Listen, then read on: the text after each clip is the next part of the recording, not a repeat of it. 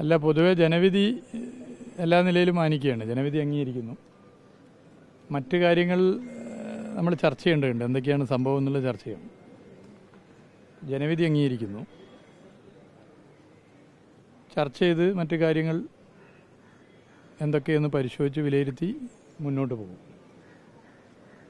ബേപ്പൂർ നിയോജക മണ്ഡലത്തിൽ 7000 ജില്ലാ വോട്ടിനാണ് വിജയിച്ചത്. 7487.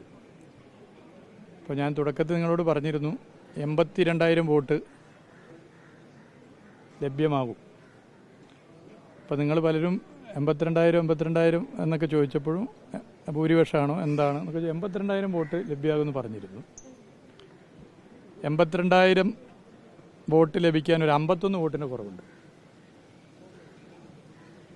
81,000 അതിൻ്റെ 51 കിഴിച്ചാൽ മതി. 81,849 വോട്ടാണ് കിട്ടിയത്. പൊതുവെ കേരളത്തിൻ്റെ രാഷ്ട്രീയ സാഹചര്യം നമുക്കറിയാം. ഈ തെരഞ്ഞെടുപ്പിൻ്റെ സ്ഥിതി കോഴിക്കോട് ജില്ലയിലും എലത്തൂർ, ബാലുശ്ശേരി, പേരാമ്പ്ര നോർത്ത് പോലുള്ള മണ്ഡലങ്ങളിൽ, മറ്റു മണ്ഡലങ്ങൾ ഉൾപ്പെടെ ഈ മണ്ഡലങ്ങളിലും പരാജയപ്പെട്ടൊരു തെരഞ്ഞെടുപ്പിൽ ബേപ്പൂരിലെ ജനങ്ങൾ LDFനോടൊപ്പം നിന്നു എന്നുള്ളത് ഞാൻ പ്രത്യേകം നന്ദിയോടുകൂടി ഇവിടെ പറയാൻ ആഗ്രഹിക്കുകയാണ്. കഴിഞ്ഞ തെരഞ്ഞെടുപ്പിൽ LDFന് അനുകൂലമായ വലിയ ട്രെൻഡായിരുന്നു 2021. അന്ന് ആ ട്രെൻഡ് 2016 നിന്നും 2021 LDFൻ്റെ വോട്ട് ഷെയർ വർദ്ധിച്ചതിനേക്കാൾ വോട്ട് ഷെയർ ബേപ്പൂർ മണ്ഡലത്തിൽ വർദ്ധിച്ചു. വോട്ടും വർദ്ധിച്ചു, ഭൂരിപക്ഷവും നൽകിയിട്ടാണ് ജനങ്ങളന്ന് LDFനോടൊപ്പം ബേപ്പൂരിൽ നിന്നത്. ഇത്തവണയും ഭൂരിപക്ഷമൊക്കെ അന്നത്തേക്കാൾ കുറഞ്ഞെങ്കിലും ഈയൊരു ട്രെൻഡിൽ ബേപ്പൂരിൻ്റെ കാലെടുത്ത് വെച്ചാൽ അപ്പുറം മലപ്പുറം ജില്ലയാണ്. മലപ്പുറം ജില്ലയുടെ അതിർത്തി പങ്കിടുന്ന, ബേപ്പൂർ മണ്ഡലവുമായി അതിർത്തി പങ്കിടുന്ന 2 നിയമസഭാ മണ്ഡലങ്ങൾ മലപ്പുറം ജില്ലയിലുണ്ട്. കോഴിക്കോട് ജില്ലയും, ഈ 2 ജില്ലയിലും 16ഉം 13ഉം 29 സീറ്റിൽ LDFന് ജയിക്കാനായത് ബേപ്പൂരിലാണ്. അപ്പോൾ ഇത്തവണ ആ പൊതു ട്രെൻഡിൽ നിന്നും വ്യത്യസ്തമായി ബേപ്പൂരിലെ ജനങ്ങൾ LDFനോടൊപ്പം നിന്നു. അതിന് എല്ലാവരോടും നന്ദി പറയുകയാണ്. തെരഞ്ഞെടുപ്പിൽ വോട്ട് ചെയ്തവരുണ്ടാകാം, LDFന് വോട്ട് ചെയ്യാത്തവരുണ്ടാകാം. വോട്ട് ചെയ്തവരും വോട്ട് ചെയ്യാത്തവരുമായ 100% വരുന്ന ജനങ്ങളുടെയും MLA ആയി പ്രവർത്തിക്കും എന്നുള്ളത് പ്രത്യേകം ഇവിടെ പറയാൻ ഞാൻ ആഗ്രഹിക്കുന്നു. LDFന് മൊത്തത്തിൽ കേരളത്തിലുണ്ടായിട്ടുള്ള ഈയൊരു ജനവിധിയുമായി ബന്ധപ്പെട്ട കാര്യങ്ങൾ ചർച്ച ചെയ്ത് LDF നേതാക്കൾ തന്നെ പിന്നീട് നമ്മളോട് സംസാരിക്കുന്നതായിരിക്കും. അല്ല, ബാക്കി കാര്യങ്ങൾ നമ്മൾ കമ്മിറ്റിക്കകത്തൊക്കെ ചർച്ച ചെയ്തിട്ടാണല്ലോ പോകേണ്ടത്. ചർച്ച ചെയ്ത് പോകണം. ഞങ്ങളീ പറഞ്ഞ ബേപ്പൂർ മണ്ഡലത്തിൽ 82,000 വോട്ട് എന്നുള്ളത് ഫോക്കസ് ചെയ്ത് സ്ഥാനാർത്ഥിത്വം പ്രഖ്യാപിച്ച അന്ന് മുതൽ പരസ്യമായിട്ട് പറഞ്ഞാണ്. നിങ്ങൾക്കൊക്കെ ഓർമ്മയുണ്ടാവും. 82,000 വോട്ട് പിടിക്കണം, കിട്ടും, അതിൽ കുറയില്ല.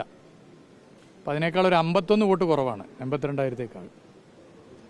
അപ്പം എല്ലാ നിലയിലും എല്ലാ ശ്രമവും പൊതുവെ നടത്തിയിട്ടുണ്ട്. ബാക്കി കാര്യങ്ങൾ ഓരോ തലത്തിലുള്ള കാര്യങ്ങൾ പരിശോധിക്കേണ്ടതുണ്ട്. അത് പരിശോധിച്ച് പോകുമ്പോൾ 2ാം റൗണ്ടിലെ വോട്ടെണ്ണലിലെ പാറ്റേൺ ഒന്ന് പ്രത്യേകം ഞങ്ങൾ പരിശോധിക്കുക, പിന്നീട് പറയാം. 2ാം റൗണ്ടിലെ വോട്ടിംഗ് പാറ്റേൺ ഒന്ന് പ്രത്യേകം പരിശോധിക്കേണ്ടതുണ്ട് എന്നാണ് തോന്നുന്നത്. അത് പിന്നീട് പരിശോധിച്ച് പോകാവുന്നതാണെന്നാണ് എനിക്ക് തോന്നുന്നത്. കാരണം അതായത് കഴിഞ്ഞ തവണ പഴയ ബേപ്പൂർ പഞ്ചായത്തിൽ BJP ആയിരുന്നു 2ാം സ്ഥാനം. 2ാം റൗണ്ടിലെ 15 മുതൽ 28 വരെയുള്ള ബൂത്തുകൾ നിങ്ങളെടുത്ത് പരിശോധിച്ചാൽ അവിടെ BJPയുടെ വോട്ട് വലിയ നിലയിൽ കുറഞ്ഞിട്ടുണ്ട്. ഞങ്ങളുടെ വോട്ടൊന്നും വലിയ പ്രയാസം സൃഷ്ടിച്ചിട്ടില്ലെങ്കിലും BJPയുടെ വോട്ട് കുറഞ്ഞിട്ടുണ്ട്, UDFൻ്റെ വോട്ട് കൂടിയിട്ടുണ്ട്. ബാക്കിയുള്ളതൊക്കെ ഓരോന്ന് ആഴത്തിൽ പരിശോധിക്കേണ്ട കാര്യമാണ്. പക്ഷെ അതൊന്നും ഇപ്പോൾ ഒരു കാരണമായിട്ട് പറയുന്നില്ല. അതൊന്നും അല്ല, ഞാൻ ഇവിടുത്തെ കാര്യം ചോദിച്ചുകൊണ്ട് പറഞ്ഞാണ്. ഇവിടുത്തെ കാര്യം ചോദിച്ചാൽ പറയണമല്ലോ.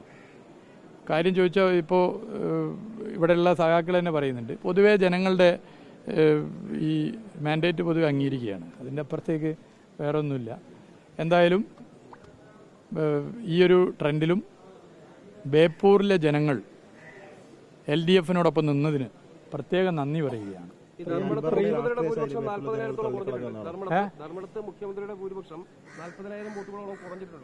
അതൊക്കെ നമുക്ക് ചർച്ച ചെയ്യാം, ബാക്കി നമ്മൾ ചർച്ച ചെയ്തു പോകാം.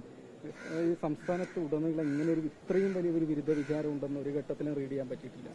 അല്ല, നമുക്ക് ബാക്കി കാര്യങ്ങൾ ചർച്ച ചെയ്യണമല്ലോ. നമ്മളെ കമ്മിറ്റിയൊക്കെ ചർച്ച ചെയ്തപ്പോൾ എല്ലാ തലത്തിലും LDF-ൻ്റെ കമ്മിറ്റി, LDF-ലുള്ള എല്ലാ രാഷ്ട്രീയ പാർട്ടികളുടെ യോഗം, ഇതൊക്കെ ചർച്ച ചെയ്ത് എന്തൊക്കെയാണ് പോരായ്മയെന്ന് പരിശോധിക്കും. അതിൽ എന്താണ് ഞങ്ങൾ തിരുത്തേണ്ടതുണ്ടെങ്കിൽ തീർച്ചയായിട്ടും തിരുത്തും. അല്ല, ഞാൻ പറയട്ടെ, പൂർണ്ണമായിട്ട് പറയട്ടെ, എന്താണ് ജനങ്ങൾക്ക് ഇഷ്ടപ്പെടാതെ പോയ കാര്യങ്ങൾ എന്തൊക്കെയാണ്, എവിടെയാണ് തിരുത്തൽ വരുത്തേണ്ടത്, തീർച്ചയായിട്ടും തിരുത്തൽ വരുത്തും. ജനങ്ങളാണ് യജമാനന്മാർ. ഞങ്ങളെ സംബന്ധിച്ചിടത്തോളം ജനങ്ങൾക്ക് വേണ്ടിയാണ് ഞങ്ങളെല്ലാവരും പ്രവർത്തിക്കുന്നത്. ഇപ്പോൾ ഏത് പ്രശ്നമാണ് ഞങ്ങളുടെ ഭാഗത്ത് പാളിച്ചുള്ളത്, ഞങ്ങൾ തിരുത്തേണ്ടത്, അത് തീർച്ചയായിട്ടും ഞങ്ങൾ ചർച്ച ചെയ്ത് തിരുത്തും. വളരെ സജീവമായി തന്നെ ഞങ്ങൾ തിരുത്തി ജനങ്ങൾക്കൊപ്പം, ജനങ്ങളുടെ കൂടെ, ജനങ്ങൾക്കിടയിൽ പ്രവർത്തിച്ചു പോകും. അത് ഞാൻ പറയുന്നത് ബാക്കി നമുക്ക് കമ്മിറ്റി ചർച്ച ചെയ്യാലോ. ഞാൻ ഒറ്റയ്ക്കല്ലേ. ധർമ്മടത്ത് ആദ്യത്തെ 7 റൗണ്ട് വരെ മുഖ്യമന്ത്രി പുറകിലായിരുന്നു. അത് തോറ്റതിന് തുല്യമാണെന്നുള്ളതാണ് UDF പറയുന്നത്.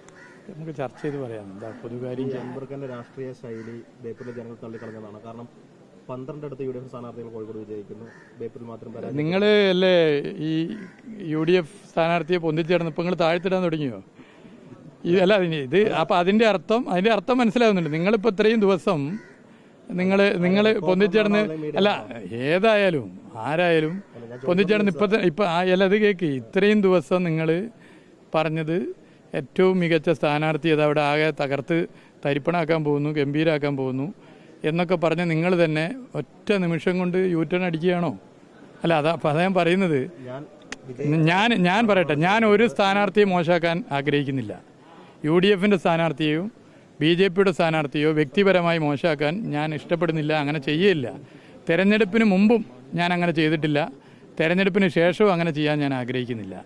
തെരഞ്ഞെടുപ്പെന്ന് പറഞ്ഞാൽ വ്യക്തികൾ തമ്മിലുള്ള ഒരു വ്യക്തിപരമായ ഏറ്റുമുട്ടലല്ല. തെരഞ്ഞെടുപ്പെന്ന് പറഞ്ഞാൽ ഒരു രാഷ്ട്രീയ സമരമാണ്, ഒരു ആശയപരമായ പോരാട്ടമാണ്. അപ്പം അതുകൊണ്ട് എതിർ സ്ഥാനാർത്ഥി മോശമാണ്, എതിർ സ്ഥാനാർത്ഥി ഒന്നിനും പറ്റാത്ത ആളാണെന്നൊന്നും എൻ്റെ വായിൽ നിന്നും വരുമെന്ന് കരുതി നിങ്ങളാരും ചോദ്യം ചോദിക്കണ്ട. വേറെന്തെങ്കിലും ഉണ്ടോ?